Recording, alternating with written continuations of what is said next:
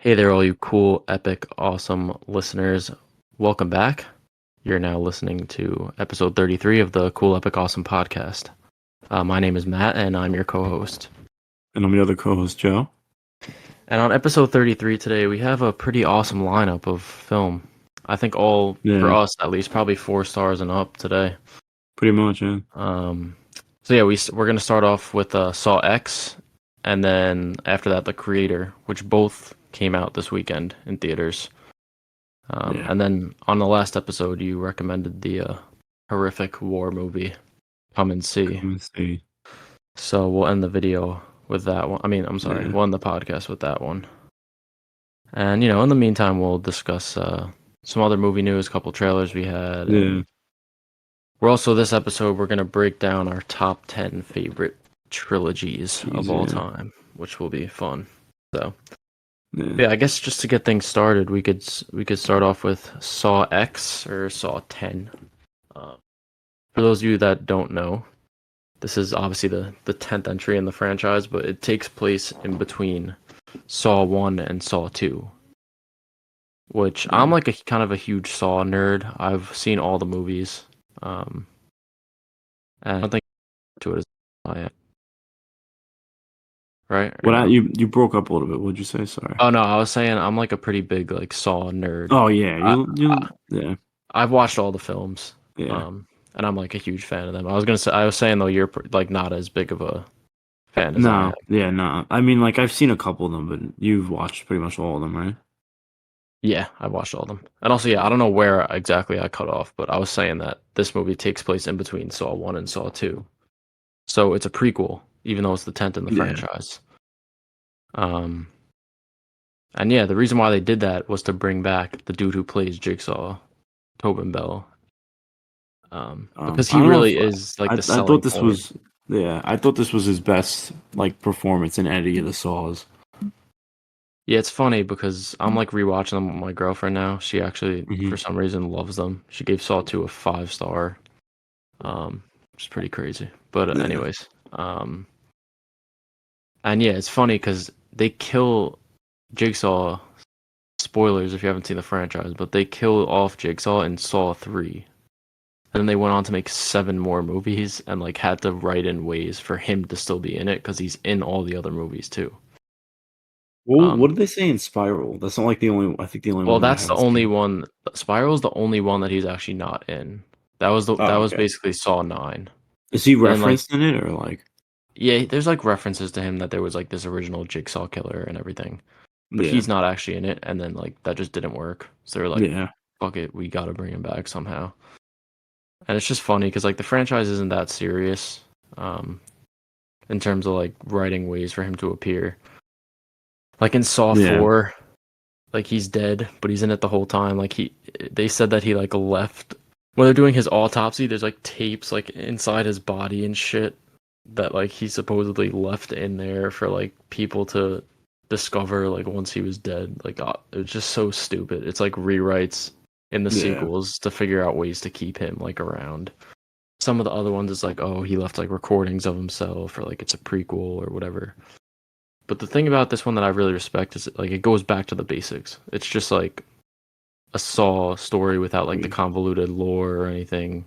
Yeah. And it actually makes sense as to why Tobin Bell would be around as Jigsaw because I feel like for what like as the audience, like you connect with Jigsaw a lot more with this story because you see him like why he wants to get revenge on all these people from the beginning. I feel like the other ones that just kind of like pull up and it's like, oh, you find out what they did, but here like you actually see these events happen.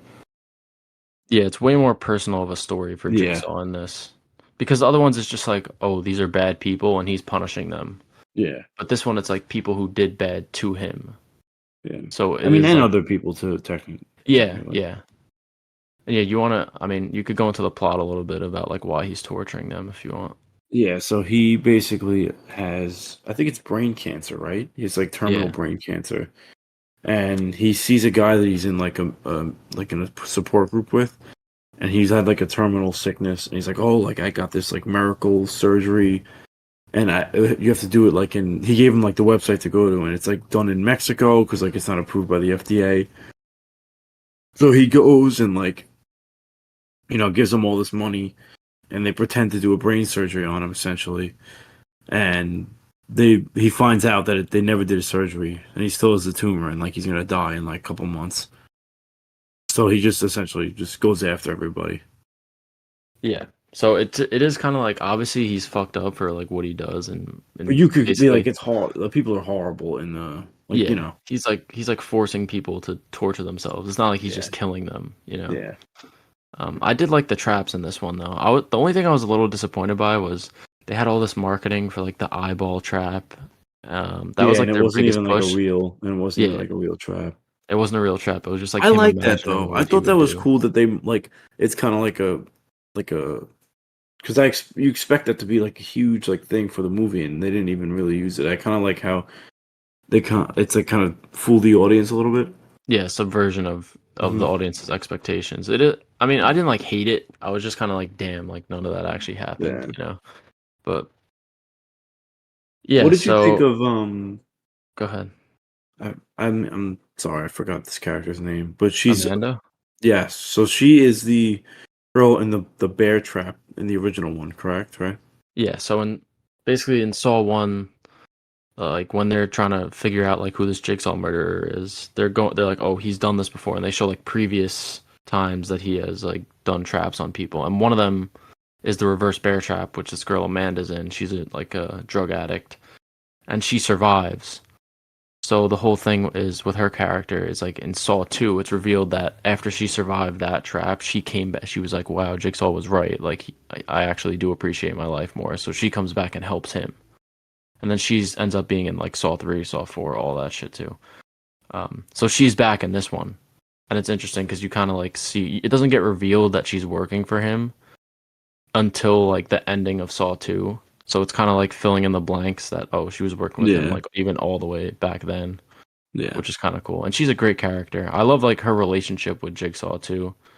In the movie, she's sort of struggling with the fact that like after Jigsaw dies, like she's gonna have to be the one to take over, and she feels like she Yeah. can't. She feels like she's never gonna be able to She's not like ready. yeah. And you could tell they actually have like a really strong connection with each other. The Yeah. way that her character like reacts when she knows that he's gonna die and shit. Yeah. Um, I Did you also have thought it was. a What were you gonna say? sorry. No. You Oh yeah, no, I was saying I also thought it was interesting how like you see her character sort of sympathize with that girl then Gabriella yeah. because she She's also was like a a drug drug user. addict. So she was like, you know, She like felt it's for such a her, yeah. terrible thing and all this, and she tries to like help her out. Yeah. Um, She but does she like she's dead, right? She died? Gabriella, that girl, Yeah. yeah, she got her fucking neck stomped out. Yeah. Well, I mean, yeah. I don't know if like they were gonna say like she somehow survived that or something like. Yeah. Um, but yeah, as the movie goes on, the thing that I liked a lot about this movie compared to the other Saws is like it is Jigsaw's movie. You're following Yeah. it from his perspective. Usually the other movies it's like you're following from the perspective of like a detective and they're trying to like figure out they're trying to catch Jigsaw or like figure Yeah. out what's going on or like this and that. This one it's like he is like John Kramer is the main character. Yeah. You're following him. You're following from his perspective.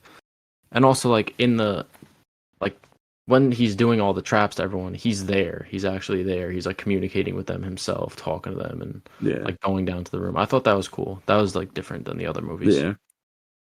I like how also at the end he gets put in a trap. They've never done that before, right? No, I thought that that was was pretty really cool. cool. Yeah, Yeah.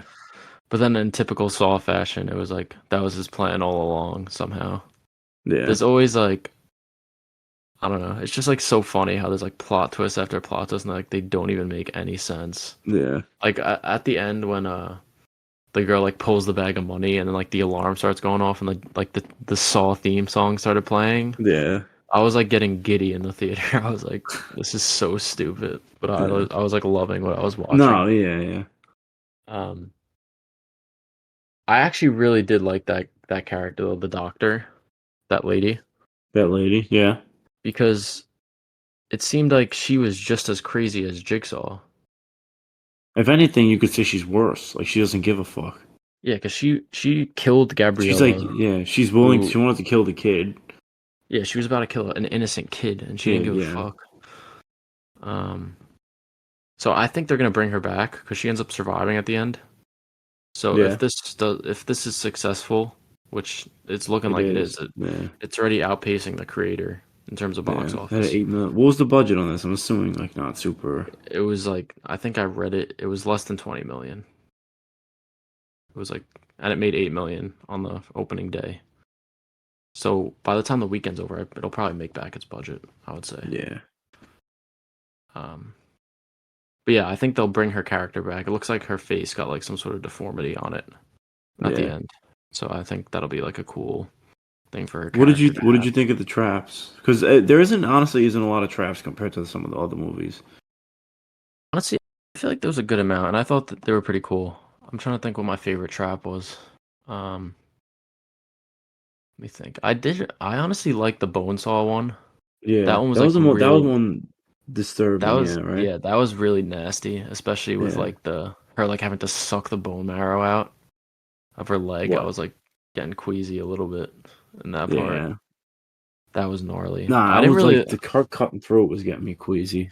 Yeah, that's kind of like the point of the movies, though. You know. Yeah, no, no. Um, I didn't really like the one that Gabriella was in, where it was like her leg. She had to like break her leg and break her hand to get Yeah, out. I thought that was kind of Because yeah. first of all, that was done in another movie already. Similarly, there. Oh, it was. Yeah, I think it was in Saw 3. Yeah, it was in Saw 3. What Uh, happened? Donnie Wahlberg in Saw 3. Donnie Wahlberg plays like some detective, and he gets his leg like cuffed, and he has to like saw it off. But instead of sawing it off, he like breaks his own foot to get it out of the cuff. So like we've seen that before in Saw. But this is obviously different. It's like more advanced. But also like think about how she's hung up. She had like her arm up in the air, attached by a chain, and then her Yeah, foot attached to the bottom. If she like freed her hand first, she wouldn't she have just like fell to the floor after that? yeah. That's what I was thinking about too. So I feel like that was kind of stupid. Yeah, And like the only reason why she does her foot first is because like the doctor tells her like, oh, you'll swing out of the way of the radiation. But like if she yeah, just broke her hand first, she would just fell to the floor. Which yeah. whatever, that's obviously a nitpick. But like I want the traps to like make sense, you know? No, I agree. I feel like that was the weakest try. Yeah. And then what were the other ones? There was the eyeball one, obviously, which Yeah, was the fake. the bone The saw, the the like brain one with surgery. the brain surgery. That one was Uh, pretty cool. yeah, and then had like the Mayan mask. Like Yeah, I actually that was really pretty like sick. that. Did Yeah, you just because you work in like the medical field, he literally yeah. pulled like a piece of his brain out. Would he actually be able to survive that or no? I mean, I don't know. Like yeah, you can. Like you probably would have passed out from pain though. I feel like. I feel like anytime you like touch your brain or like fuck with your brain at all, isn't there like It's all controlled by different. Like, what part of his brain did you have to take out? I forget which part, but it was basically like the top like right back of his head. He like sawed that part. He cut open his head and then pulled If like it a was the strand back, of brain matter from there. if it's like the back of his head, then that's like kind of like that affects like your vision and shit. I don't know. Either way, I was just like, how is he like I not mean, it's like I surviving mean, this? obviously I've never seen something like that, but Yeah, I mean, I mean, theoretically, like think about it. They have like brain surgeries where people are awake and shit, and they touch their brain. that's true. That's true. I mean, Yeah, it was obviously they're just like easily like heavily sedated and shit, but you know, yeah. One thing that I found interesting is like which I think has a little bit like it shows a little bit of weakness in the plot of the movie was that a lot of the traps like were escapable and like it seemed like the people were about to escape but always failed at like the last possible second. yeah. And I rather than would have just I think that's just because like they didn't want to have to deal with the consequences of like, okay, this person escaped, like now what? We got to yeah, figure out like what to do with them. Even the one girl who does escape the trap, she ends up getting killed anyway. yeah, Because they know like for plot reasons, it just would be like too many loose ends if they let people like walk away, yeah. you know. So, but again, that's another nitpick. Am I missing any more traps though?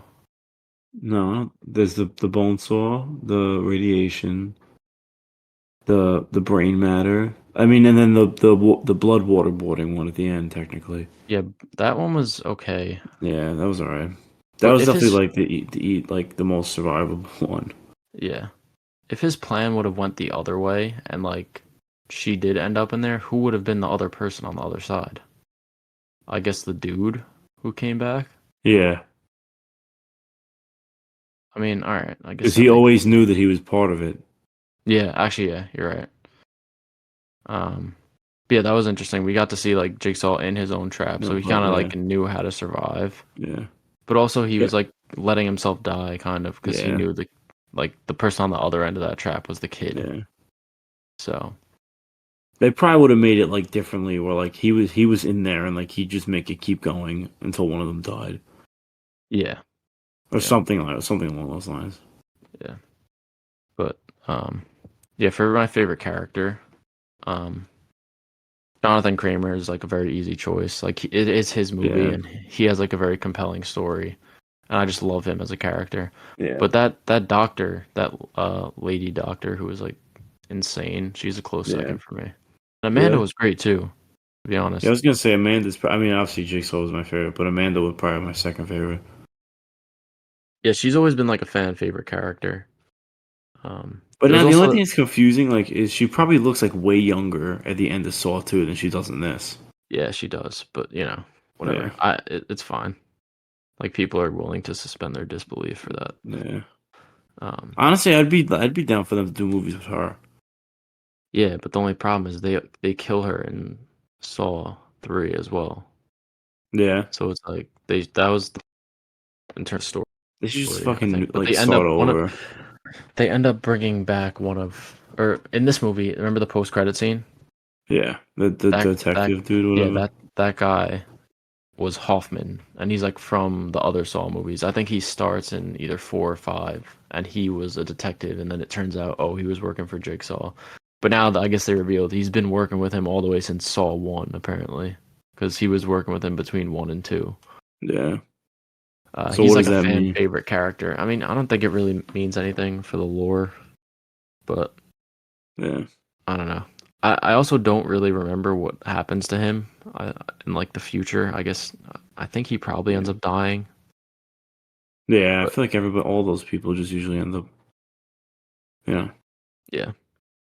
But I I also, honestly I go ahead. well, one nitpick I had about the movie is that I felt like in a lot of the flashbacks, like it felt like they thought the audience was like really stupid and like couldn't put like two and two together. Like I remember the scene that like where uh like he has the gun and he goes to shoot the gun, but like it's like a blank, and then it like flashes back to when they're like, oh, like you can't use a fog. Like obviously, I feel like the audience could tell at that point that like Yeah. you know what I Uh, mean. I don't know. yeah, I hate when they that's do that. I know what you're saying. It's funny though. That like Saul just does that. Like all No, the I know, movies I do that. know. I was It's surprised that it had that like. I mean, it's not as bad as that like the original yeah, Saws, but like that like kind of shaky, that like that kind of editing, yeah. that crazy editing. I like it better in this. I feel like it's way more. It's a little bit I more don't know. controlled, Yeah, yeah, not but as insane. I agree. What you were saying though, I saw someone tweet like Saw is the only franchise that can get away with flashing back to something that happened 5 minutes ago. Yeah, yeah, Because that's literally like what happens at the end. yeah. Like the audience knows it. Like it literally just happened. It was in Yeah, the it's like scene. Like it was literally something that happened like literally like 5 minutes before, yeah. and they have a flashback scene to it.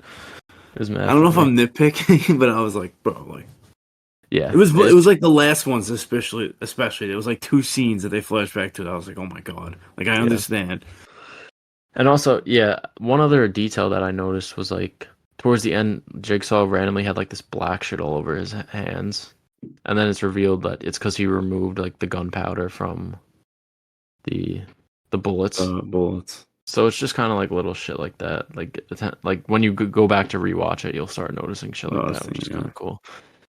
But I my feel like if the favorite, audience, if you have no idea that that's like gunpowder, I would have never. yeah. Um. Also, what did you think about the part where it kind of shows how like insane the doctor character was, where she like made a rope out of the girl's intestines? I love that scene. That was such a cool scene. Yeah. Um, yeah, that kind of gives you like a little bit of a hint of how that character is. Yeah, I like knew exactly what she was doing. Like as soon as she started reaching for when they said I need a rope and she like started pulling the girl's body and then she grabbed that like sharp thing, I was like, bruh, she's about to use her organs. I thought like I don't know, she was gonna not type, fucking like write something in her back. That's what I thought she was gonna do at first. Yeah, for some reason I was just able to like put it together right away, which usually I can't, but I was like, damn, that's actually kind of clever. Yeah. I'm trying to think if I had oh wait, before I get to my favorite scene, there was also a couple other like nitpicks I had. One of them was it's all just small stuff, but it has to do with like continuity and like shit just not making Yeah. sense. Like when Amanda goes to capture the people, like a lot of it like doesn't really make any sense. Like for example, when she gets Gabriella to come back, she's like in a public restroom in a club, and then she like knocks her out. How does she get her body out of the club without like being noticed by anyone? You know? I guess like she just carries her out like she's drunk.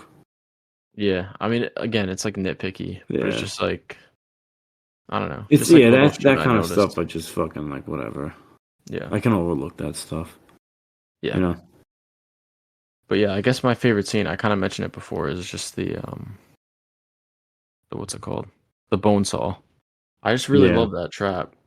And she was mad Yeah. close to like actually Getting getting it it. out too. And I think if there was like a reason, like a reasonable way that they could have written it for her to escape, I think they would have. But they're just like, let's say she escaped that, like what would happen? Jigsaw would have Amanda like drive her to the hospital, and then like it just wouldn't really make sense for the story, Yeah. you know? So, but Yeah. yeah, I mean, unless you want to give your favorite scene quick, and then we could get to ratings. No, that was my favorite scene as well.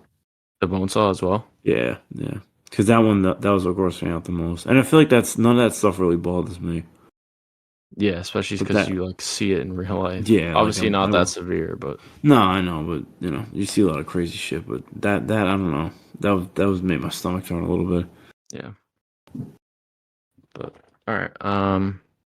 To get to ratings, I gave this 4 stars, an 8 out of 10, and that's for context. I've gave the same rating to Saw 1 and Saw 2, which I think are the best in the franchise.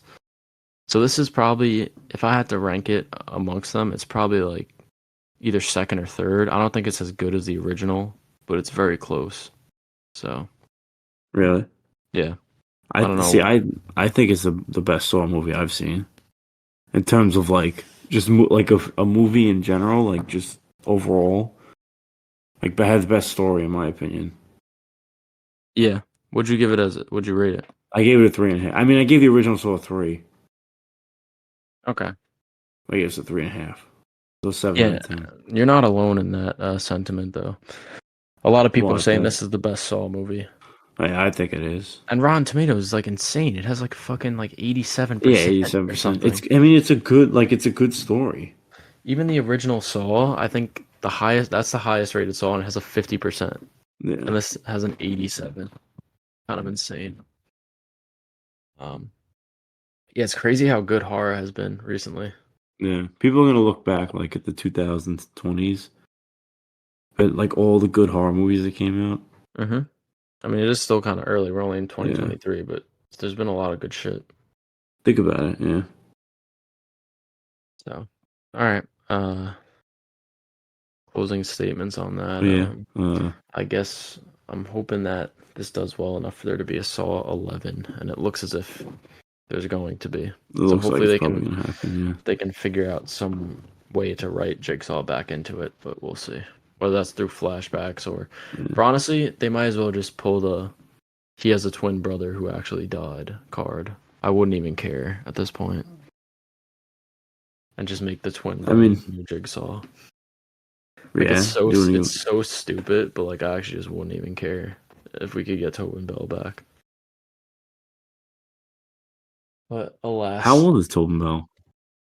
I don't know. Let me hit a quick Google search right now. 81. So he's an old bro. It seemed like he was doing those stunts himself too at the end, where the blood was like flying into his face. You gotta respect it. Yeah. And when did the first Saw come out? Like 2005 or 2004?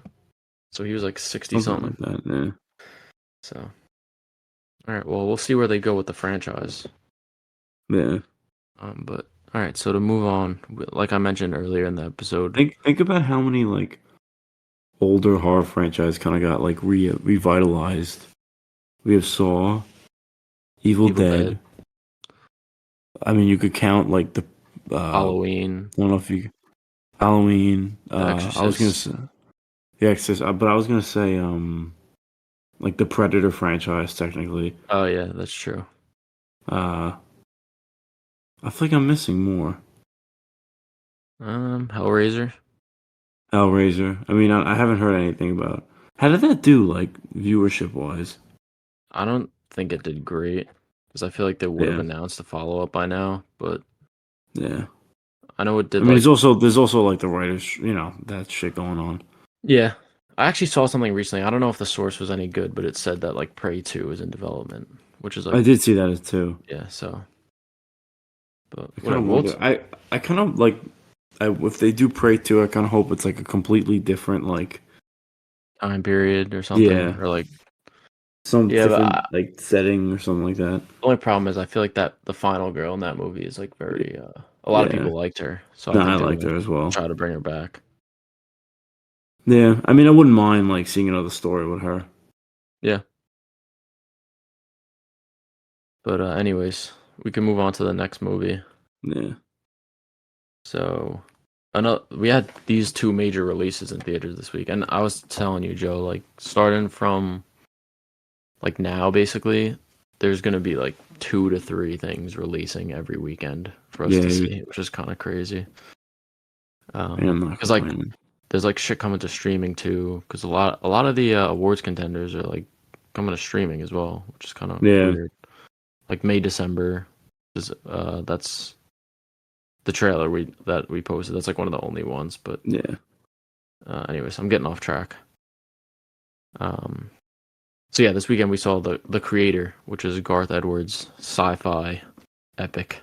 yeah, And if for those of you who don't know, he's directed a Star Wars movie. He directed Rogue Rogue One, One. which we talked about a couple episodes ago. And it's his original take on a sci-fi story. It's a world that's basically has to coexist with AI beings. And it's set like post-apocalyptic. It's in the year like 2065 or something. And they Yeah, mentioned in the movie that like 10 years prior to that, AI dropped a nuke New- on California. And after that, it was banned within the US.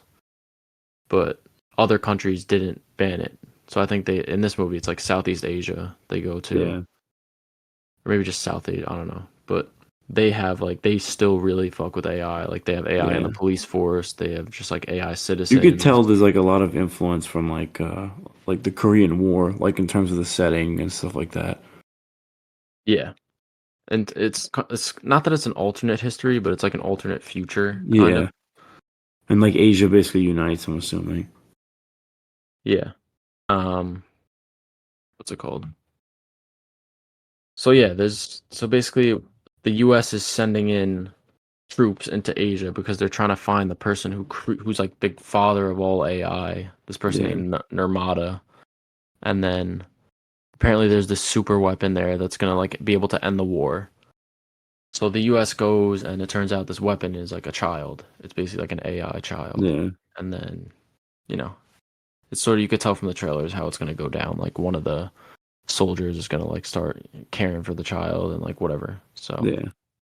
yeah, it basically goes like somewhat along that route. But Essentially, yeah. this was a movie that I wasn't really looking forward to that much. Like I thought I was definitely gonna see Really? it, but I wasn't like I know a lot of people were like high on this movie saying that it was I gonna mean, be I loved amazing Rogue and One. I really enjoyed Rogue One. yeah, but then like starting like last week, it was getting insane reviews. People were saying it was amazing and like all Yeah, this people shit. comparing it to like Alien and shit, like one of the best sci-fi movies in the last decade. Yeah, Blade Runner, which I see the Blade Runner for Yeah, sure. So I did get a little more hype for it, and it was really great. It especially given how low the budget was yeah, only 80 relative to million, which so is like kind of nuts. yeah, the $80 million budget for let me think like a Secret Invasion, the Marvel show was just like 212 280 million. million Oh or yeah, it's some whatever shit. the fuck it was. Yeah. This like looks so much better. The CGI looks amazing. Yeah. And I'm pretty sure a lot of the reason why they were able to have such a low budget was the cameras that they chose to shoot it on. They shot it on like these low budget cameras, which you could kind of tell at points, like it is a little bit like grainy, but that is just like a stylistic choice, or even if it's not, it could be written Yeah. off as that. So I think it really works. The movie feels more like real in a Yeah. way. I agree. Um, I love the design of like the AI people, not the simulants, but the actual like robots. Like robots. Yeah. I thought they looked sick. I like the way they moved. I don't know. Yeah, They very like human like. Like it's not like droids in like Star Wars and stuff. yeah, You know what they I did. mean? Yeah, they don't move like robotically, really. Yeah. They moved like people. Yeah. I was telling you though before, I did have some like small nitpicks with the AI and how it worked. It's supposed to be Yeah. like so advanced and all this shit, yet like AI will be fighting with people and they just like can't hit shots. Like you would think an AI robot would be able to like perfectly aim every single shot and just be Well, so I overpowered. feel like like because it was police, they're probably like programmed not to like kill someone, like shoot someone lethally. So maybe Yeah, that's why they were missing. yeah, like I said, I'm nitpicking. There's also a Yeah. scene where Oh um yeah, this these one there's AI no like yeah. these AI police officers like kidnap two of the US Army, not kidnap, but they take two of the US Army people hostage and then one of the dudes like chokes out the AI person, but like they're literally a robot. How do you get choked out if they don't have lungs? Maybe there was some like explanation that they Yeah. said that maybe they like tried to make them more lifelike so they were able to be like taken out by getting choked, but it just like didn't really make any sense. Yeah. Um I again, agree. just small things. There was also a detail this kind of gets into spoilers, but it turns out that Nirmata was actually the former wife of the main character. Uh, I'm forgetting his name. He had Uh like a normal ass name. Let me look into it fuck. right now. I always forget the I character's know the name. kid's name was Alfie. Alfie. Oh yeah, his name was Joshua. So Joshua. so his wife was actually Nirmata, and she was supposed to be dead. Like there was this whole sort of preamble to the actual story where his wife gets basically hit by an explosion and she's presumed dead. Yeah. Turns out she is Nirmata and she actually survived. Um, but she was in a coma. And she's been in a coma for the past 5 years, ever since that accident. So the AI people were like keeping her, because she is like the father of AI, or I guess the mother of AI. Yeah. So the AI people were keeping her on like in a coma. They knew she wasn't gonna wake up, but they were like, we can't pull the plug on her because we were designed not to harm living matter. Which Yeah. like doesn't really make sense because there's other scenes in the movie where like the Yeah, simulants but and yeah, AI I guess people you are just just have to say like shooting I people. guess it's just like that. Like they those Those monk like people monks. Yeah. are like programmed that way.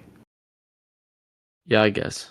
So basically it does lead I'm willing to forgive it because it leads to a pretty emotional scene where Yeah. Joshua himself has to be the That's one some to say kind of goodbye yeah. and pull the plug.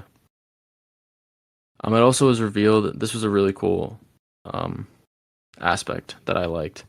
So when Joshua's wife, who was Nirmata, when she was presumed to have been killed, she was pregnant with his child. And she used like a scan of her fetus in order to create this weapon, which is the child. So the child that has been with Joshua throughout the movie is like a copy of his child. So he's technically like its father in a way. Yeah. I thought that was really interesting. Yeah. I, I I like that honestly. I like the relationship between him and Alfie. And I really Yeah. liked Alfie just in general as a character. The Yeah. child actor was really good. Yeah, he was fantastic. Or she, I think. It's a girl, right? Oh, it's like no, Well, is it?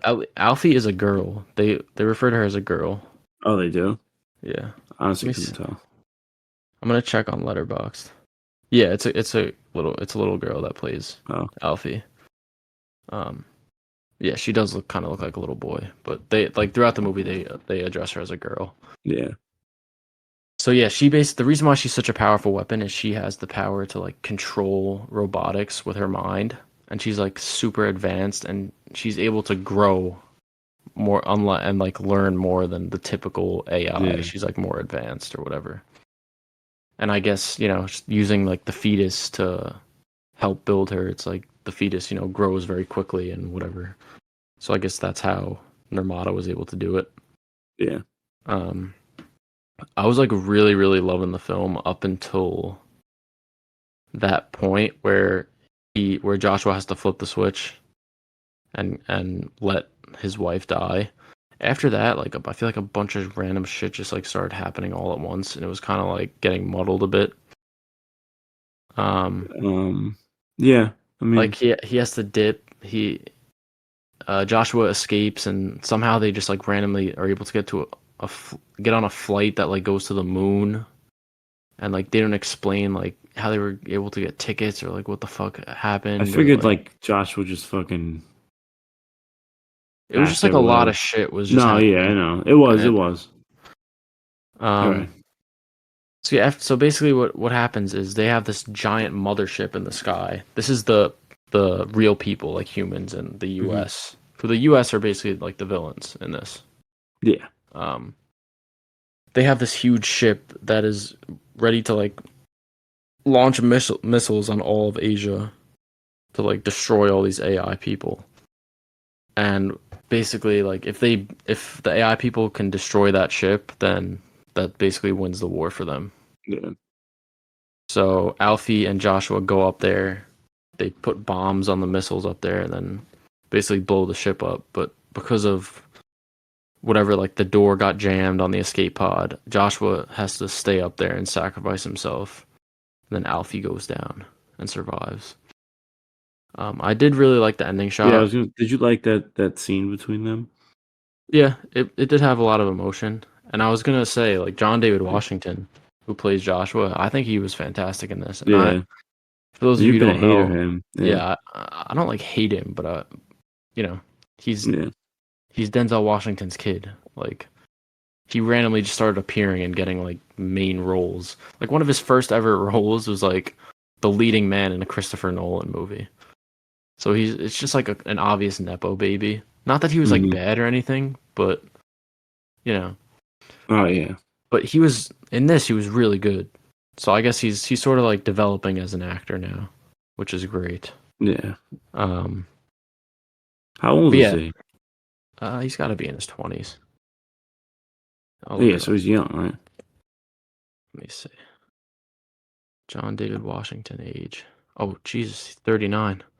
Yeah, I was He gonna doesn't say, oh, he doesn't look it. I was thinking he was gonna be like late 20s or something. So would you maybe want I'm him to play Jon Stewart? what for if he does like a Marvel thing or something? Yeah. Yeah, I could see it. I could see it. Um, or not Marvel, DC. Yeah, he Yeah. could play. No, I know what you meant. I think he could be fine as a Jon Stewart. He would be pretty good. One of them is gonna probably scoop him up at some point. Yeah. But anyways, yeah, him and the girl who played Alfie were both really great in that scene. There was a lot of emotion. Yeah. There was a lot of parts of the movie where like I actually was getting a little emotional. Yeah. That Not scene, I was like, damn. I wasn't like crying, but like I was like, damn. Like this is an emotional scene. yeah, and I also like when Alfie lands, she goes from like crying, and then when she sees all like the AI people Yeah. like People like free yeah. and celebrating, she starts like laughing and being happy, and then like the movie ends. So it shows that they won the war and Yeah. everything. Um, They want more. Yeah.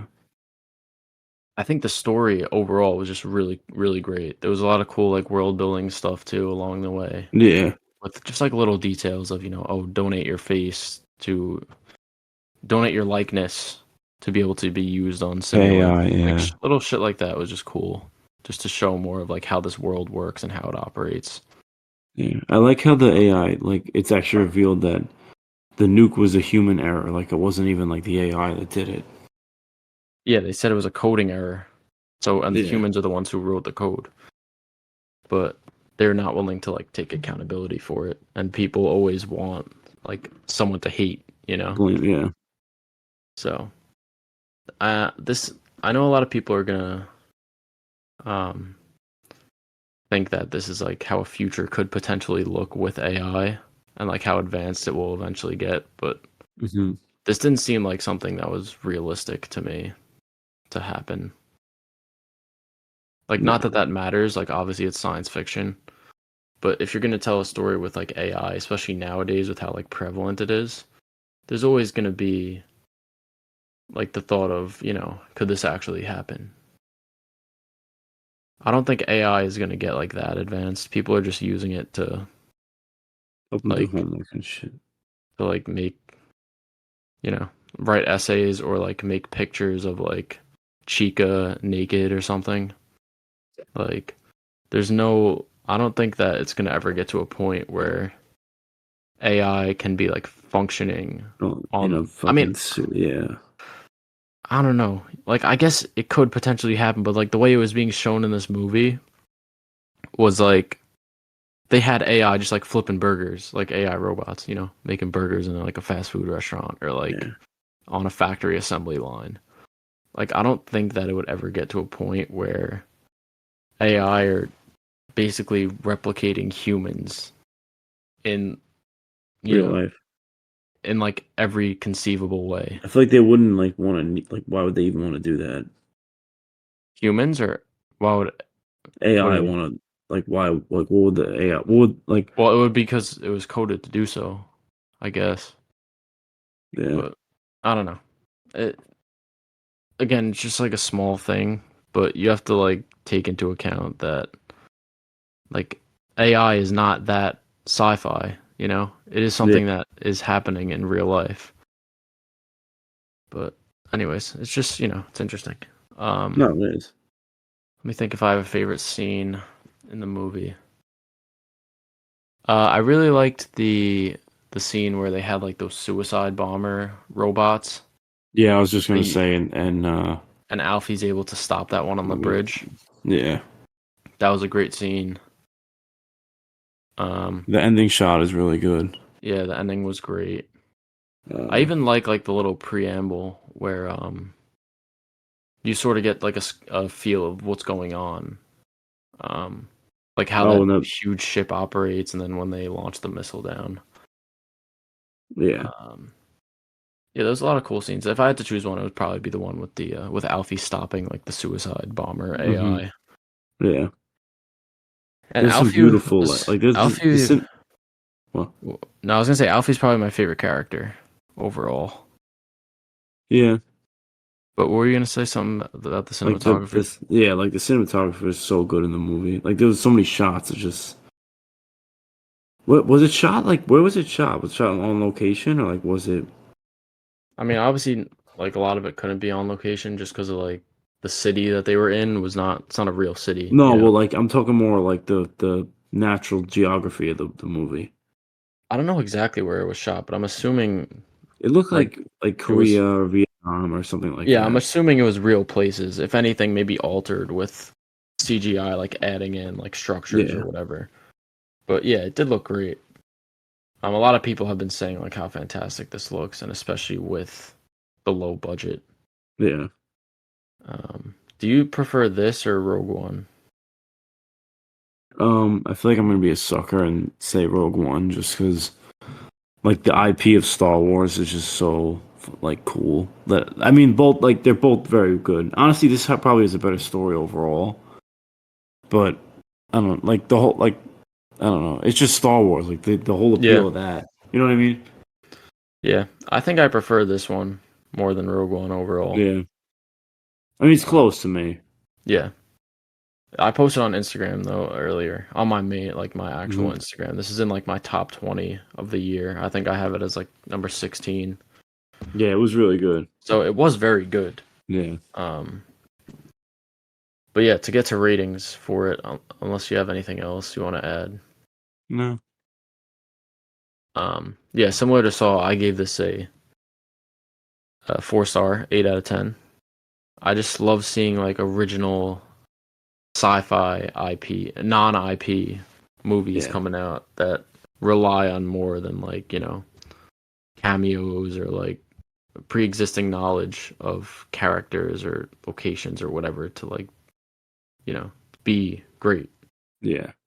And although I had some problems with the movie, especially in the third act, I still really enjoyed it. I don't think it was as good as Saw, but really, I don't know.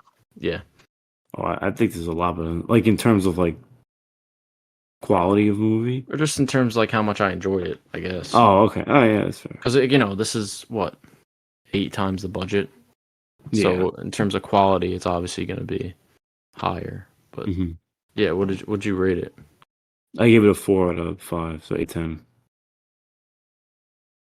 But yeah, it's like this is the best original like sci-fi thing I've seen in a while. Yeah. The last couple of years, honestly. Since Arrival, maybe. Yeah. That was what 2018, 5 years ago. I'm sure there's been cool stuff coming out, but yes, I was going to ask you what do you think won the weekend? I choose Saw, to be honest. What? Well, did Saw make more money? Yeah, but I'm saying like which movie did you like more?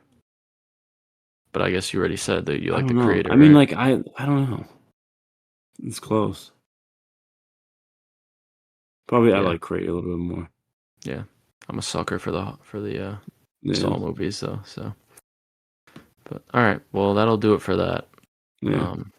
To get on to movie news and film and TV news, let's see what we got for this episode. Okay, this is a huge one. We've been waiting for this. After, what was it, 158 days or so, the writer's strike has finally ended. The writer's strike has officially ended. How do you feel? Happy that stuff could start to get like rolling, but we still need the actor strike. Then we're still not out of the woods. It's going to be a domino effect, though. I feel that should probably end. They're supposed to meet on Monday, apparently. Yeah. So this is fantastic. They I forget when it happened, a couple days ago or whatever. The WGA met with big studios and they were able to like work out a deal. Yeah. I don't have the exact details of everything, but I know that AI is actually, speaking of AI and the creator, AI is like brought up in the deal and how like it can't like writers. One of the parts was writers can't be forced by a studio to use AI. Yeah, or on their scripts or something. Writers writing can't be used to help AI write or a bunch of weird shit like that. That it seems almost dystopian, but that's that's the society we live in today. But I'm glad it's finally over because now we could get the ball rolling on some more. On some more projects coming out. People can get back in the couple stuff the writers room. Was announced already. Yeah, one thing which I guess we can start like moving over to that, and the discussion was as soon as the writers' strike ended, like the next day, they announced a reboot of The Office. Yeah, which I just think is so stupid. That is actually insane. Since when are we like rebooting TV shows now? Has that ever happened? When has a sitcom got rebooted? I don't think ever. I mean, like they have like, isn't there How I Met Your Mother with that other show? Yeah, but that's a spinoff. How I Met Your Father. Like, I guess when I hear like Office Reboot, I'm thinking like the same characters. Like they're gonna have a Michael Scott played by someone else. Yeah, it's kind of wild. And when was the last episode of The Office? Like in the 2010s. So it hasn't even been that long. This is just like I don't get how like executives can look at this and be like, okay, it's a good idea. Office reboot, and be like, yeah, this is gonna work and people are gonna like this. Like I just don't like. We constantly see shit like this where it's just like they don't learn from their mistakes, you know. Yeah. But what's bad is it'll probably get a ton of fucking watches anyway, just because The Office. Hopefully, I mean, we'll see. Again, like I'm willing to give everything a chance. Maybe it is amazing. I mean, they did a Bel Air reboot, and apparently that's pretty good. But like, what? What is it like a follow up, or is it like? No, it's like a whole. But it's not like the original. It's like a more serious show, but apparently it's good. Yeah, maybe if they do The Office, but like change some shit about it, or like, but if they're just redoing like the exact same thing with just like a different cast, is it stupid. Yeah, like what's the point?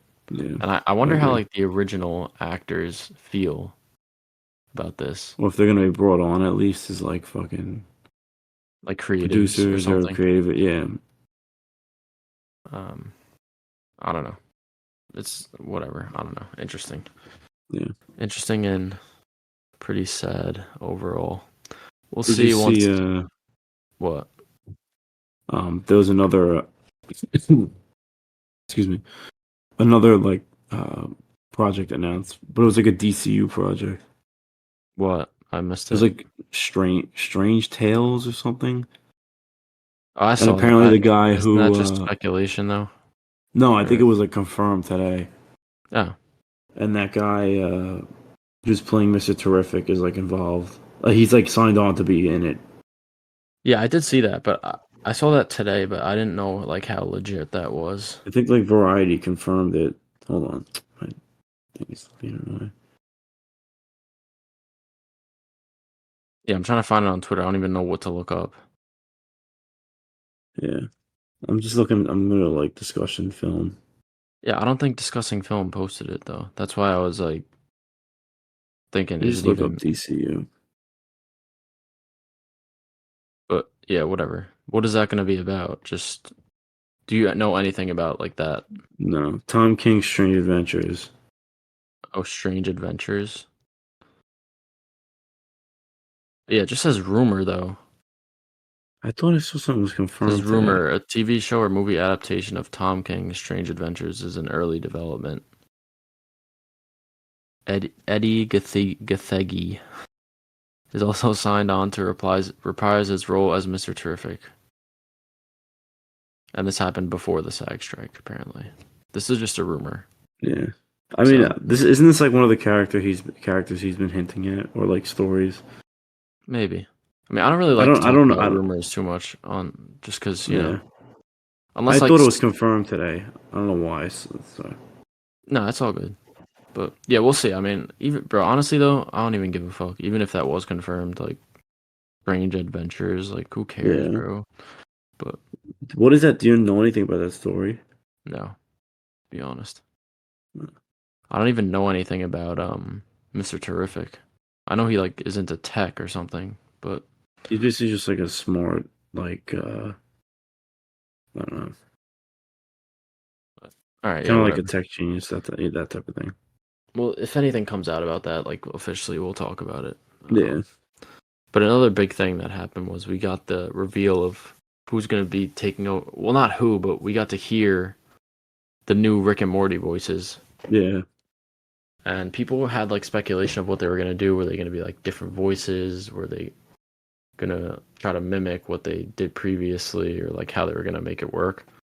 And then they released the trailer, and it's basically like a carbon copy of how the voices sounded.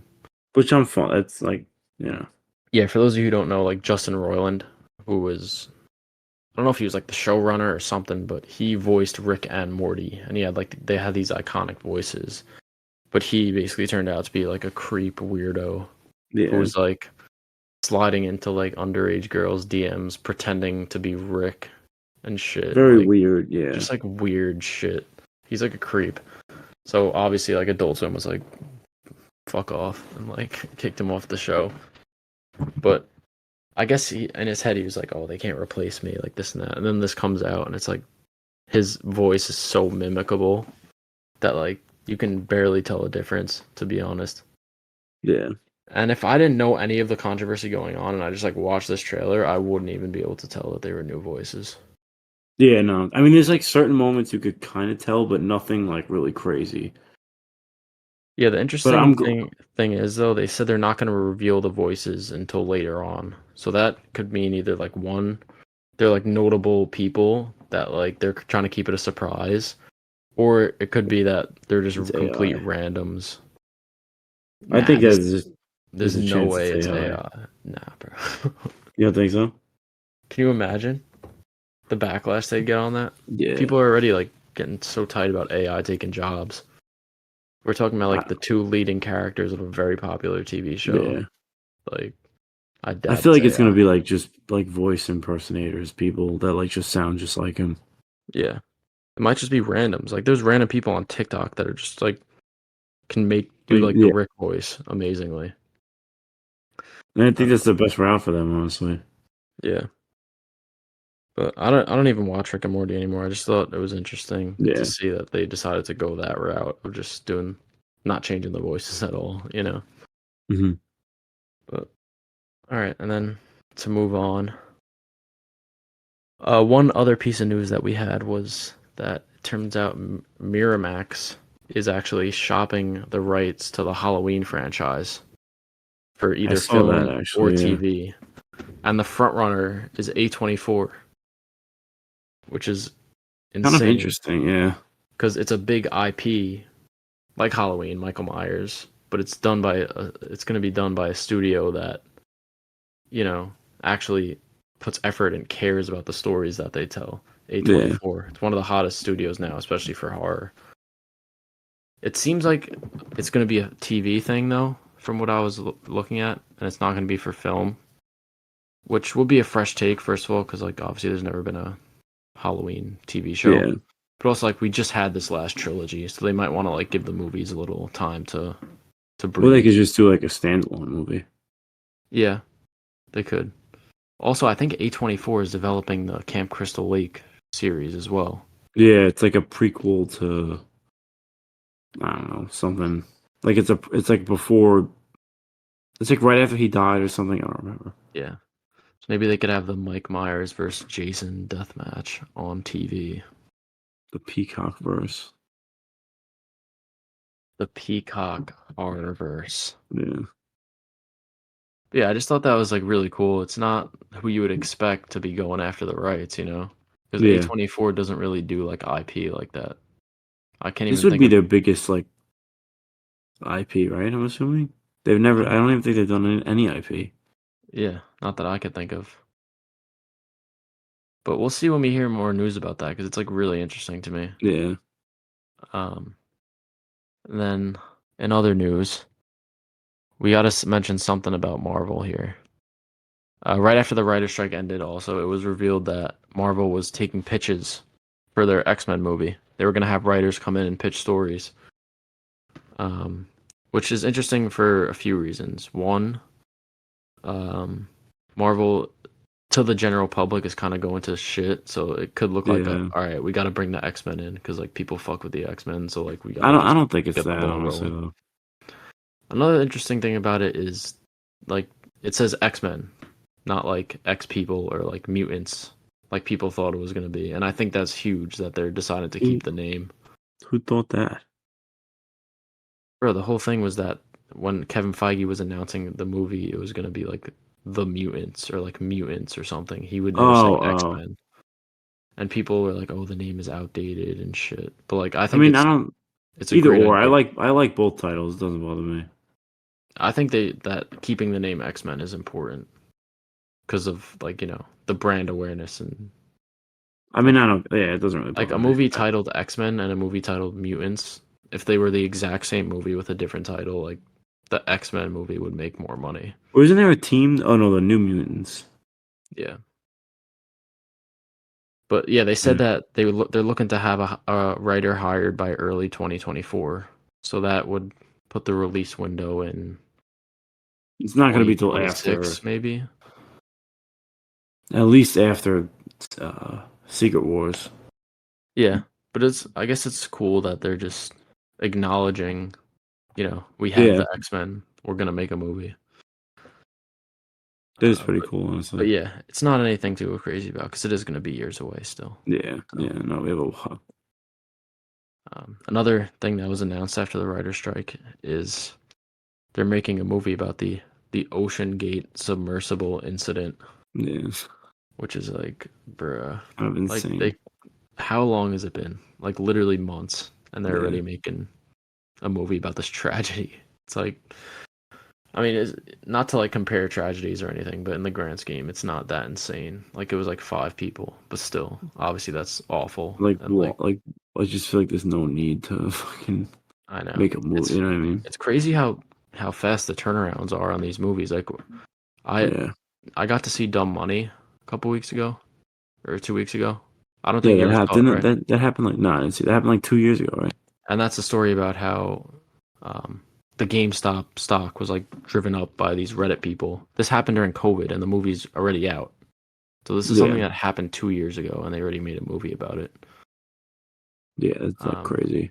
Which I think I was expecting to love it. It seemed like a Wolf of Wall Street, like The Big Short kind of. I don't know what to call those type of movies, but I don't know. Financial something. I didn't love it. I still thought it was really good, but that also came out this weekend, which is crazy because there was like no buzz around it at all. I didn't even know it came out this weekend. Yeah, you'll probably see it eventually. Yeah, eventually I will.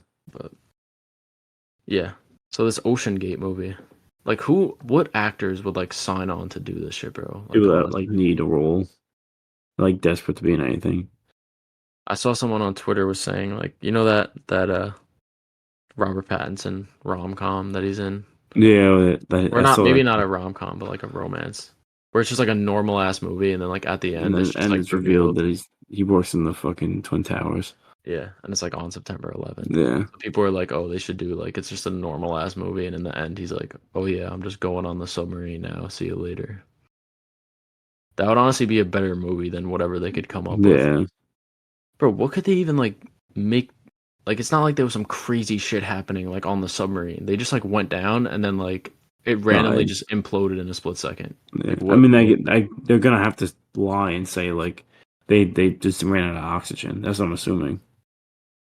Or like, what is going to be so interesting about like 5 rich people just sitting in a submarine, like going underwater?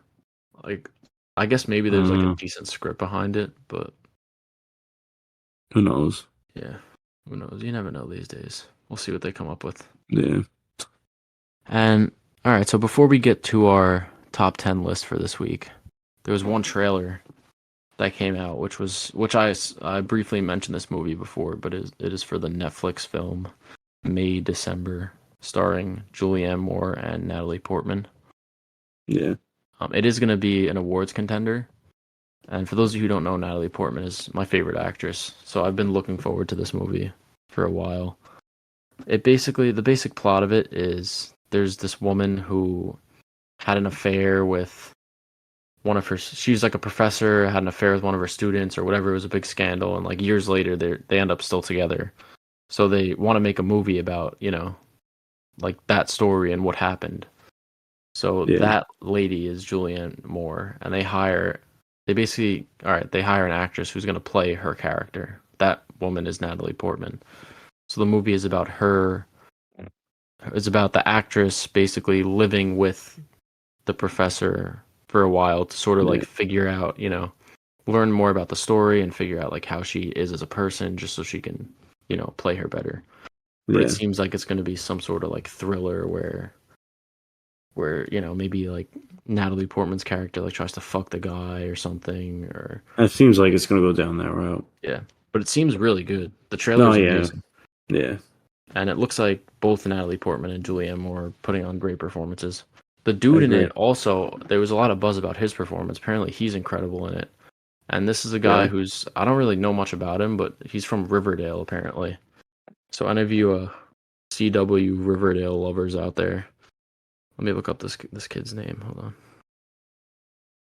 It's Charles Melton. It says he's known for his role as Reggie Mantle on the CW television series Riverdale.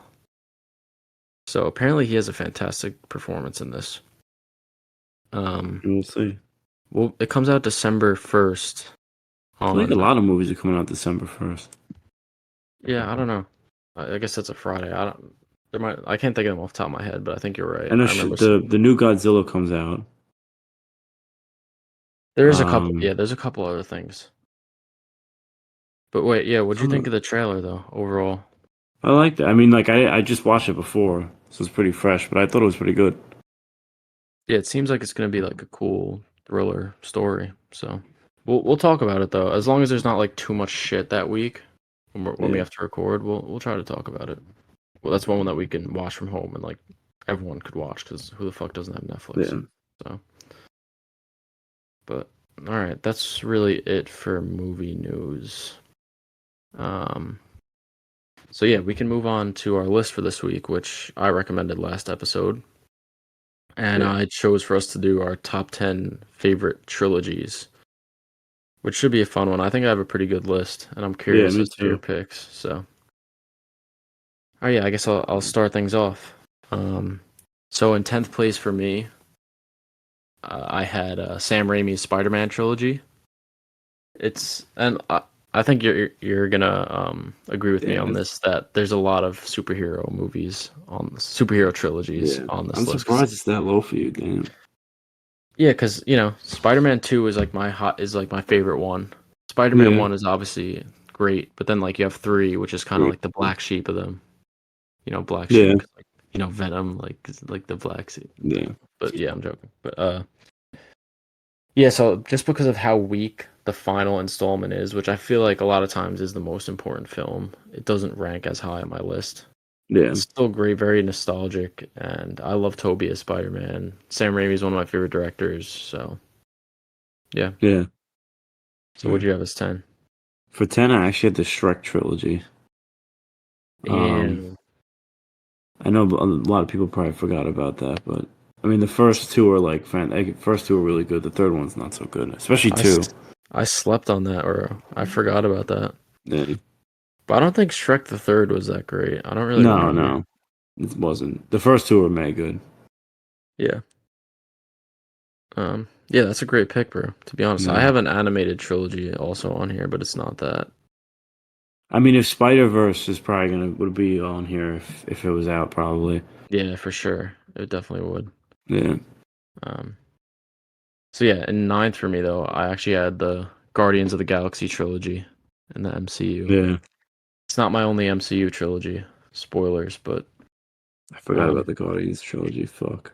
It's such a good list, honestly. Yeah. The way that James Gunn was able to make us care about these characters that fucking tree and a raccoon, yeah, that like we should have no reason to care about, and then like by the third movie we're like crying. Yeah. Like we think one of them's gonna die or something. Yeah. Just like the movies did you cry? Great. Did you cry when you saw the third one? No, I didn't. But I also I just like don't cry during movies. I get like very emotional, but I don't. I forgot if I was crying or I was definitely tearing up. I don't remember if I was crying though. But yeah, those, especially the third one, the way that it was able to invoke like emotion was incredible. Yeah. And one thing that I really like about one thing that makes me like a movie series, franchise, or trilogy like more is when they end off with a bang. And to me, like Guardians 3 was the best of the 3. So I loved how it ended off like that. And it also is like a very like self-contained. Yes, it's in the MCU, but the 3 movies feel like part of one story set by itself, which was great. So that was my 9. My 9 was the prequel trilogy I had for number 9. Really? I feel like it's very nostalgia. Like it's good, but like a lot of people think it's a lot better than it actually is. Yeah. Yeah, I'm actually I told you, I'm showing my girlfriend like all the Star Wars movies, so I like just rewatched the prequels recently. They're overrated. I mean, they're good. Like there's a lot of nostalgia with them, obviously, but Revenge of the Sith is pretty great, but the other 2 are fucking ass, bro. Even is it really that great though? Like honestly, is it? I feel like bro, it's on your list, bro. It's on your list, not mine. No, I'm saying like, you know what I'm saying? No, I'm talking about like, no, not in terms of the list. That's what I'm saying. Like you're like, you must think it's great, bro. You put it on your list, huh? I mean, not really. I haven't seen a lot of trilogies, dude. Yeah, I mean, I forgot Guardians. It probably wouldn't be on here if Guardians was on here. No, I'm just messing around with you, bro. But yeah, do you remember Phantom Menace and Attack of the Clones that much, or not really? I remember Phantom Menace. I don't really remember Attack of the Clones very well. Yeah, I mean, I don't know. I definitely nostalgia, like you mentioned. Yeah. But it ain't the worst choice in the world, bro. I'll give it to you. You could have chose the 50 Shades trilogy or something. Yeah. So, number 8. This is probably gonna be low for most people, but Dark Knight trilogy. It's my number 8. Obviously, you have the standout, which is The Dark Knight, one of the greatest superhero movies ever made. But then you have Batman Begins, which I didn't love, and Dark Knight Rises, which I really liked, but again, it didn't really end off with a bang, like I kind of like in my trilogies, you know. Yeah. So like I used to hate Nolan. Now I like respect him a lot, and I like sort of love him in a way. He has my favorite movie of the year, After Oppenheimer. Oppenheimer, yeah. So I feel like this trilogy as a whole is a little bit overrated because its best movie is amazing, but it's not really held up by the other two. Yeah. So yeah. So what's your 8? My 8 is actually the Hangover trilogy. Yeah. I mean, I haven't watched them in a while. I rewatched like the original Hangover. I really liked it. Yeah, 1 and 2 are pretty great. I don't think I've Yeah. seen 3 though, to be honest with you. I watched 3 like a long time ago. So But yeah, very solid, funny movies. Yeah. All right, so number 7 for me. I know this is on your list too. It's probably higher. Evil Dead trilogy. Yeah. Favorite is the second. The first is great, I mean, but it feels kind of like a shell of the second. Yeah. And Army of Darkness is like Yeah. it's not bad, but it's not you bad. know, It's different. different, yeah. I love Raimi. I love like his style, and I love it's a Yeah. very it's hard to, especially doing horror when you have like sequels and things. It's hard to continuously be great. Like probably Evil Dead and Scream are like the two that are actually consistent. So yeah, that's 7 is the Evil Dead trilogy. Yeah, I actually had a 6 for me is Evil Dead. No, it should be your 7 now. No, wait. Yeah, I'm an idiot. Yeah, you're right. 7. No, you're good.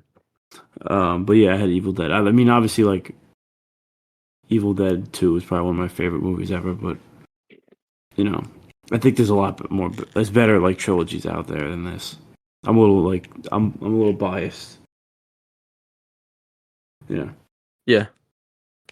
So, all right. So 6 for me, another MCU, the Captain America trilogy. And this is one that for me, the movies got better as they went along. Yeah. The first Captain America is a very solid film. It's a good superhero origin story.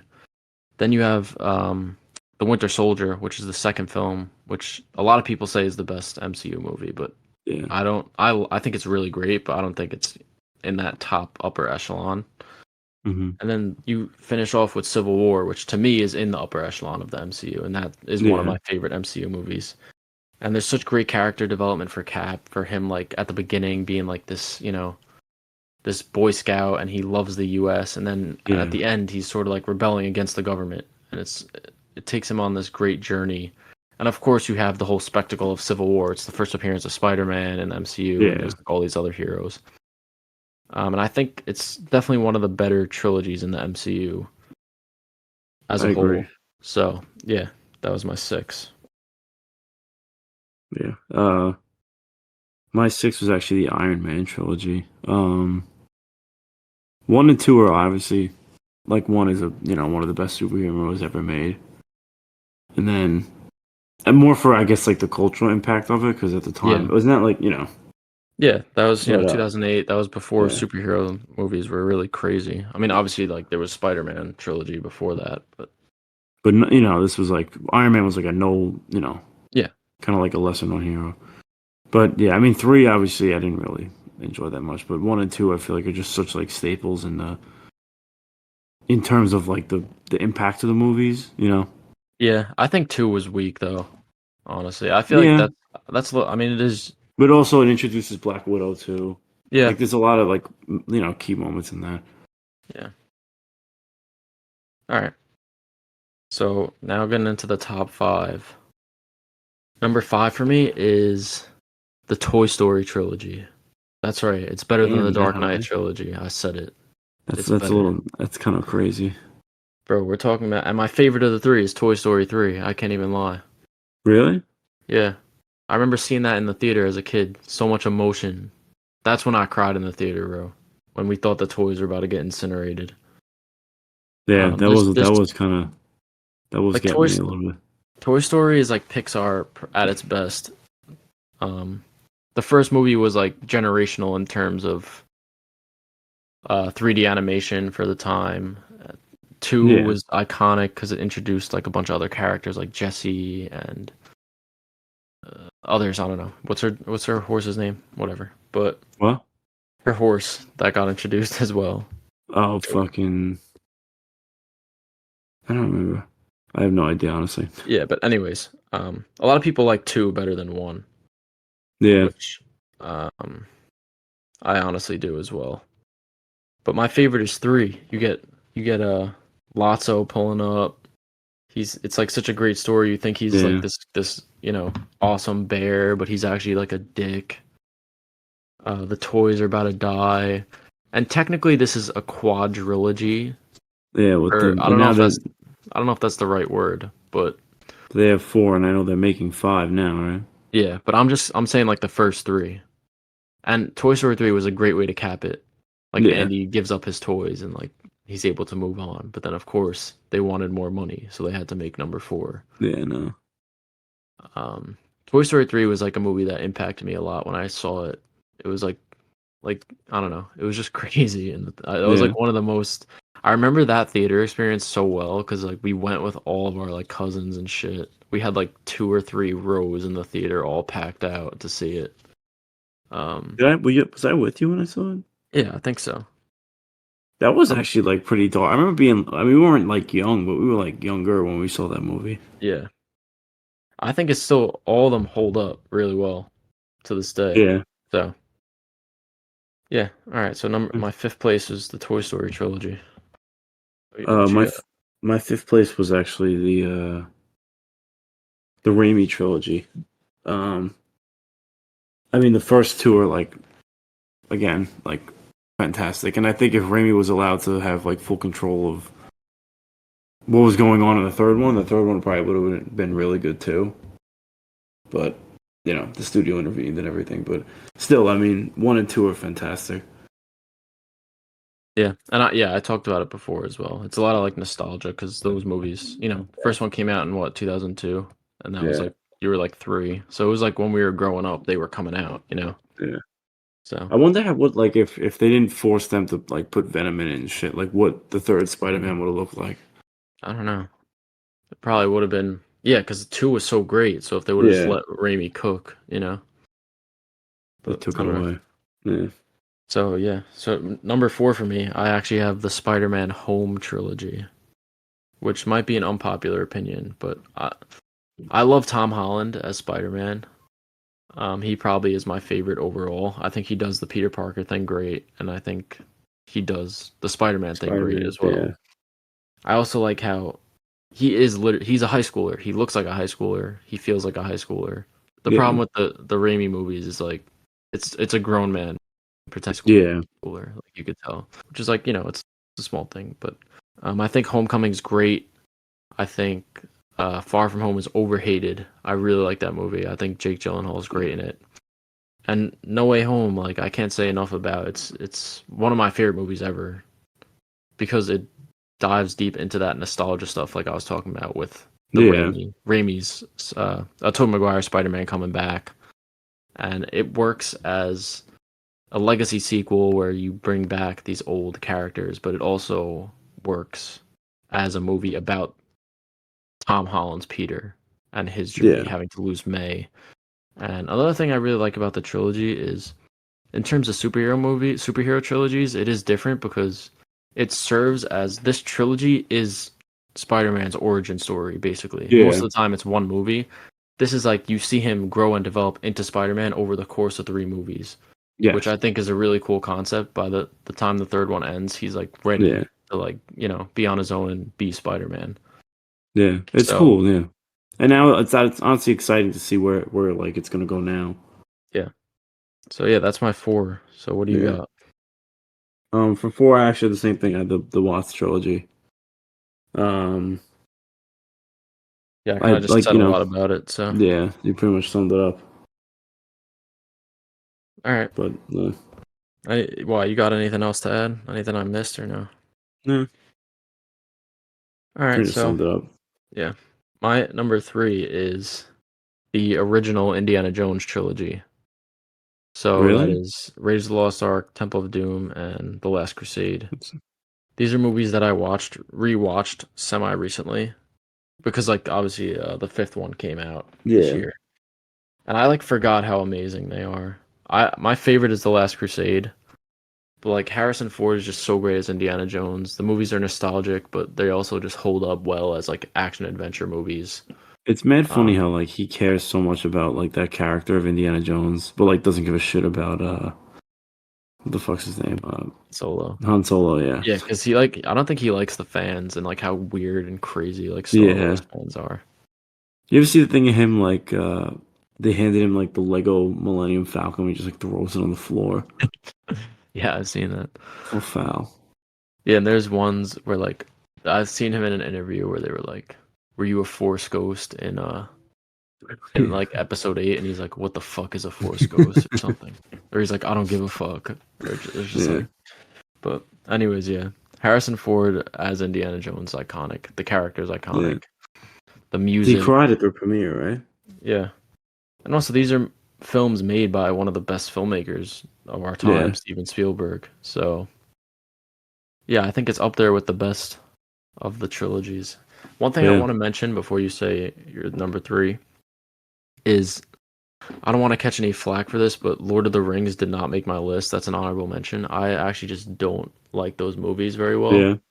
But I will say that I do want to rewatch them now that I feel like I have a better understanding of film in general, because of like what I've watched and how much I've watched and whatever. I think that could potentially be on this list in the future. Yeah. But for now, I just wanted to like put that out there that it's not on here. Yeah. So, yeah. So anyways, you could give your 3. My number 3 was the Captain America trilogy. Like I think a big thing for me is that like each one gets better and better in terms of quality, and I feel like that's really hard in a trilogy. Usually like one of them is like pretty weak. But even the first one is like, a good movie. Yeah. Yeah, I agree. That's a great one. The MCU has a couple, yeah. So all right, so my number 2, I don't think you've seen any of these movies, but it's the Before trilogy. Yeah, Before Sunlight, like during I forgot what it is. Yeah, it's the first one's Before Sunrise, then Before Sunset, and then After Midnight, or Before Midnight, I'm sorry. Yeah. And yeah, it's basically like the story of these two people who fall in love, and the films themselves are like basically zero plot. Like you're just following these people like converse, and it like their dialogue is just so well written that you could have enjoyment and just sitting there and just like listening to them talk, and like they have such great chemistry with each other. Yeah. Something that's really unique about the trilogy that I love is that the first movie was 1995, the second one is 2004, and the third one's 2013. So there's like 10 years between each movie. Yeah. So it's like a trilogy spanning over the course of 30 years. And it follows this couple like during different stages of their life. Like the first movie is when they meet. The second movie is when they decide to like be a couple and stay together. And then the third movie is they're married, and it sort of goes through like the struggles of marriage and like being, like committed to someone for life. And I love the movies. Like I think it is one of the greatest trilogies ever. I love the performances. I could easily rewatch these because they're pretty short. Yeah. And yeah, that was my number 2. Yeah. My number 2 was the Hobbit trilogy. Actually, I know that you said like I haven't finished the Lord of the Rings trilogy, honestly, so I couldn't put it on the list. But I really enjoy the story of the Hobbit. I feel like it feels like a complete story, all three, and like each one is like had a definitive like start and end to it as well. Like it doesn't feel like unfinished. Have you seen them, Matt, or no? No, I haven't. I will. I think before I watch them, I do want to go back and like rewatch Lord of the Rings. Yeah. So, but yeah, that's funny that you've seen those and not the Lord of the Rings. Yeah. I had to watch it for school. I remember, and I watched the first one. And I like really liked it, and I watched the second ones like later on. Yeah. All right, that was your 2? Yeah. All right, my number 1, I think you know what it is, and I'm feeling you have the same one. But Mine is the original trilogy for Star Wars. Yeah. My favorite being Empire Strikes Back. And like I mentioned already, I'm rewatching these, so I watched all 3 of them within like the past 2 weeks. They just hold up so well. It's actually insane. Like the first to me is a 9, second is a 10, and the third is a 9. The characters are iconic. The movies look amazing. Yeah. The world building is crazy. Like think about how like iconic these characters are in our daily lives now. Or like not that I'm like fantasizing about Luke No. Skywalker every day, but like, you know, like Think just about in all the terms of like media that. Yeah. how like prevalent Star Wars is, and Yeah. it's just crazy how ahead of its time it was. Yeah. If I you agree. watch like the first The movie within, which is A New Hope, like within like the first like 30 or so minutes, there's like exposition and dialogue about like there used to be like the Jedi used to be powerful, and then like something crazy happened, and like they're referencing all this shit that doesn't even get explained until like until like 30 years years later. later. It's like it's actually crazy how George Lucas's mind works and how he was able to like world build Yeah. this insanely. You know, there's iconic characters, obviously, like the big 3 of Luke, Leia, and Han. The idea of like Jedi in general is sick. How they're kind of based off samurai, and you know they're like these basically space samurai. They have these base swords, lightsabers, bro. They're one of the most sick weapons ever. Yeah, ever created. This idea of the Force, how there's like a light side and dark side. I just think it's like in terms of sci-fi, it is like And just like mythos in general. Yeah, it's like the highest level that you can get. Yeah. So, yeah, and I'm assuming you share that number 1, right? Yeah, So I don't know if you want to add anything. No, I mean you summed it up. I had a couple of like honorable mentions though. I had the Blade trilogy. I mean, that wouldn't have it wasn't good enough to make my list, but the Blade trilogy, the Thor trilogy as well. I mean, 1 and 3 are good, but obviously 2 isn't that great. And then wait, I feel like I was missing one. And then obviously the Nolan trilogy too, but you know that's kind of surprising that it didn't make either of our top 10s. What, The Dark Knight? No, yeah. No, that was on mine. It was number 8. Oh, it was 8. I'm sorry. Yeah, you're right. But yeah, I'm surprised it didn't make yours. Yeah, I don't know. I'm not the biggest fan of. I like that, like you know, my Batman stuff. I like. Yeah, I think those are movies that have aged poorly a little bit, just with like how realistic it's trying to be. Yeah, and you see like how superhero movies are now, where it's like they're going all comic booky and shit. Yeah, like, you know? I agree. So, all right, well, yeah, that was a fun one. I actually like making that list. So, but now to kill all of the fun that we were having, we can talk about the movie that you recommended. Yeah. Which is Come and See. It is a movie from 1985. It is in Russian. And if you want to give a little plot synopsis, I can help you out with some of the details if you forget anything. But so it takes place in Russia, right? It takes place in Belarus. Belarus. Yeah. Which is they speak Russian, so yeah. And it follows this boy. What's his name? His name's like Floria. And he's like the story opens up about like this guy warning him like don't dig in the trenches, like don't do that. And then you see like him digging, and eventually he finds a gun, and you see he's like all excited, and he's excited because he wants to join like the resistance in his town to like try and like fight the Nazis and try during World War II. Yeah, and he's like a kid. He's got. He has like 12 maybe. Yeah, very young.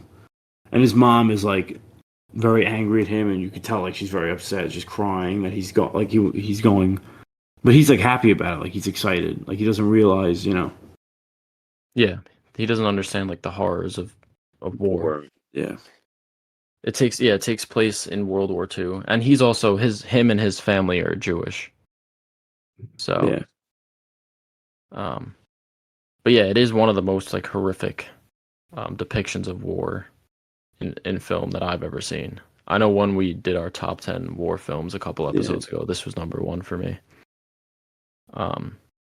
It also is kind of like a look of into like someone basically going insane Yeah. throughout the course of the movie. So basically, the catalyst of the story is when he dips with these resistance fighters.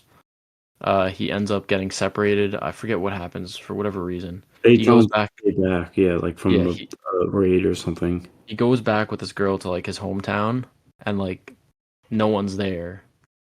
And he basically, when they walk out of the crib, they see all the bodies of everyone who lived in his town all like piled up. So the Germans came in and killed his whole family and the whole village. And he's sort of like in denial in that scene. That was a great scene when he's like, "No, like they're this way, they're this way," and the girl's like screaming at him like they're dead, like everyone's dead. Yeah. And it's sort of him just like going insane. Um, I also think like I really like the sound design of this movie. It's something that is often overlooked in Yeah, I movies. agree. I thought it really helped with the to like give you this like insane like nightmarish sort of feel, especially the shots where there was like the airplane flying above and it had like that noise that the plane made. It was just very eerie, and it Yeah. helped a lot with the tone. Yeah. And I like how like whenever that shot would overcome like would come, like they'd have that shot of the plane like flying over. Yeah. I like the aspect ratio of it. It's like a 3 by 4 maybe, or it's like a square, and it Yeah. makes it feel a bit more like claustrophobic in a way, Hmm. which works really well later on in the movie Yeah. with one of the craziest scenes I've ever seen in a movie. Um, but yeah, the whole entire film just feels like a nightmare. Like it feels like some sort of sick Yeah. nightmare. Especially Um, when he gets like captured. yeah, Yeah. like it just like it does a really good job of just showing like pure evil in people. Yeah. Like Like the horrors especially of war, yeah.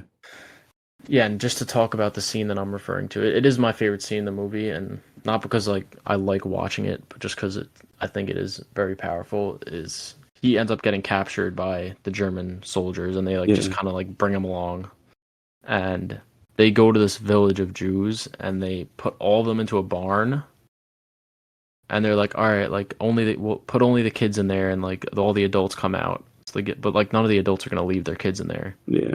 So it's all these people in there, and the Germans just like light it on fire. They shoot Yeah. into it and just light the whole thing on fire, and it burns completely to the ground. Everyone burns inside, and they're all just like Yeah. laughing, taking pictures and shit, and like Drinking, like they think it's like a joke. yeah, and it's just like such a devastating scene to watch because the Yeah. people are just so helpless, and you could tell that the Germans obviously don't give a single fuck. Yeah. You saw that general guy had like a lemur on him or something. Yeah. Like they just like he was just like chilling with a lemur. Cartoonishly evil, Yeah, like and that's just like it's like that's how it was, I guess, back then. Like that's yeah. how the Nazis were. But it is Yeah. still like it's so incredibly hard to watch. And the Floria is the only one. He was in the barn, and he's like the only one who knows like to escape. He wasn't there Yeah. with anyone, so he walks out. They like take a picture with him, like one of the Nazis is holding a gun to his head, and they like take a picture just for Yeah. fun. Um,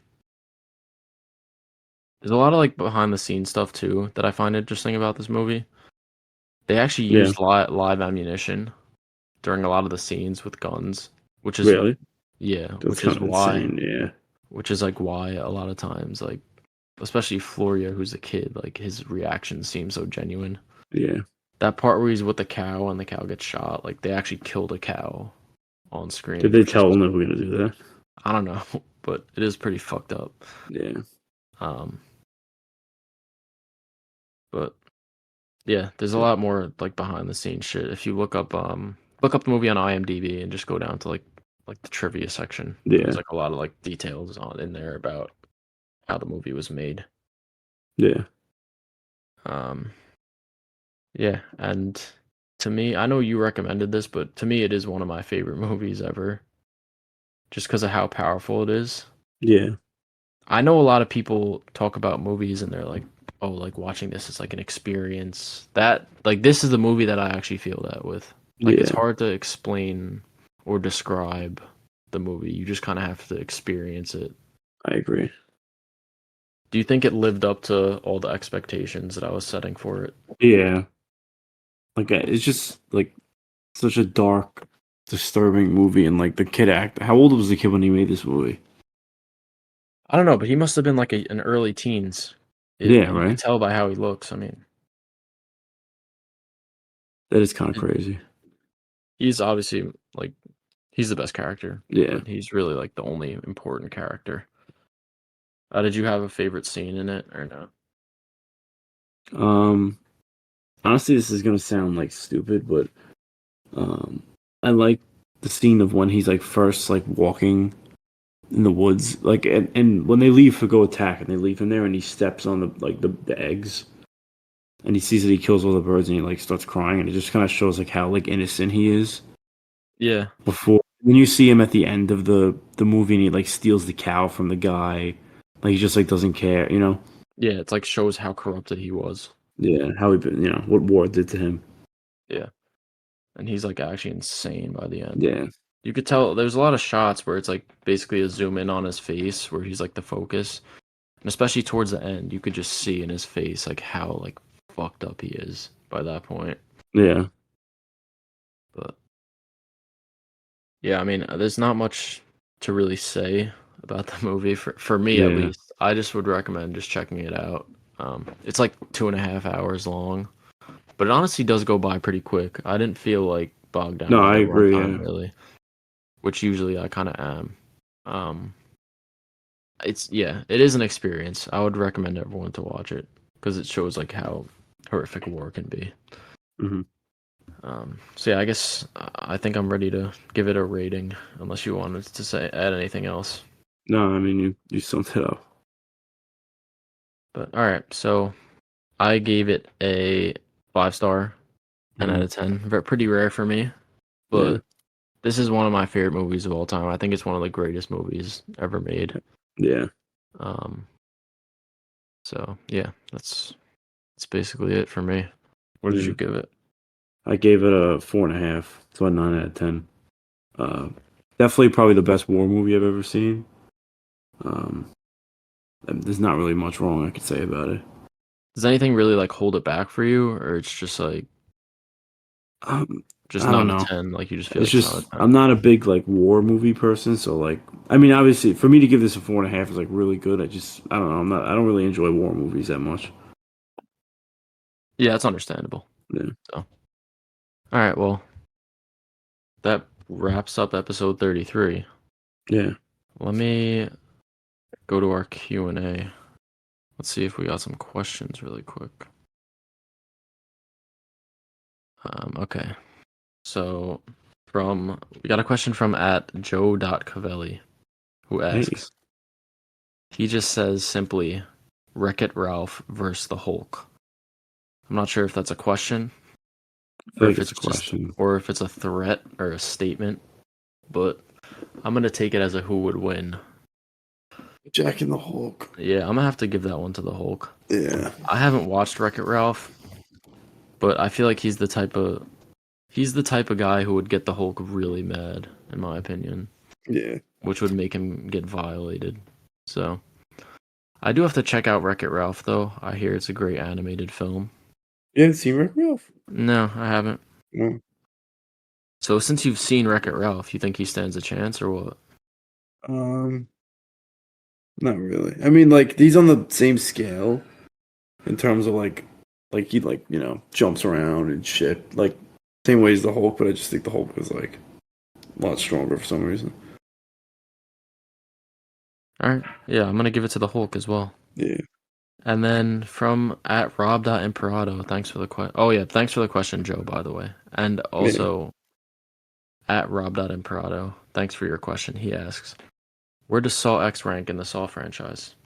We already discussed this earlier, but to me, I'll probably I put it think as at number 2 in the franchise next to the original. I'm not honestly it's number one for me. I think it's the best Saw movie. Yeah, it's definitely. I think everyone would agree that it's probably top 3 at the least. Yeah. So, yeah. All right. Well, that's all our questions for this week. Yeah. Thanks for the questions. So now it's my turn to recommend a movie. Yeah. So the date today is September 30th. Tomorrow, when this episode releases, it'll be October 1st, which is spooky season. I didn't even realize. Yeah, as you all know, Halloween is approaching. So I want to try to, maybe we could try to recommend horror each week, so we could get in the mood. I want to recommend one of my favorite horror movies, and I know you really like it, and that is Clive Barker's original Hellraiser. I do want to rewatch it, and I feel like I'll enjoy like discussing it with you on here, and like I feel like you've recommended it before. We watched the original. I mean, not the original, the remake. We never watched the OG Hellraiser. I'm like 90% sure. Let me just double check so that we don't have a situation where I'm recommending a movie that we already watched. It could be going crazy, but I feel like we No, we haven't. It's we watched the new one that came out. But yeah, I recommend the 1987 Hellraiser, the Clive Barker masterpiece. It's a short movie. It's only 90 minutes. So yeah, and then if you want to, I don't know if you've been thinking about a top 10 to do for next week or next episode. I mean, we did horror franchises, so I was gonna do that, but this one, I don't know. I honestly, like, I haven't come up with one. I gotta think of one. Well, give us some, bro. You're on the spot. It's the high pressure moments like this, bro. I know. I was gonna do horror, but we did that already for Honestly, we could. You know what we could do? What? Like your best video game adaptation of movies. Okay. I doubt I've seen 10. Yeah, might be like 5. Fuck it, let's do it. Yeah, it was your list. So all right, so we'll do. Okay, yeah, we'll do that. I'm sure we could think of a couple. Yeah, I already know I have a couple on top of my head. The TV shows too, because Yeah, for sure. We'll have The Last of Us on there, I guess. Yeah. All right, so that wraps it up for episode 33. Next episode will release in 2 weeks. This coming Friday is The Exorcist Believer releases. Yeah. So we'll watch that. We'll watch Hellraiser. The following week is the Taylor Swift movie. So like, I don't give a fuck about that, to be honest. I don't know if you have any interest there. No. So not particularly. So yeah, so we'll just do The Exorcist and Hellraiser, and then we'll break down our favorite video game adaptations. The next episode I think might get delayed a little because you're gonna be in Florida, right? Yeah. When are you going to Florida? The week after that. Oh, okay. No. Wait. No, you're going before me. Oh, maybe I'll be in Florida then. I'm going the weekend of like the 19th. Wait, I'll tell you my. Actually, no, you're right. So either way, so you won't. It'll be delayed a little bit. I won't be here that Sunday. But we honestly might be able to record before then because we're only seeing Exorcist, which comes out like the 6th. Yeah. But we'll figure it out. Either way. Yeah.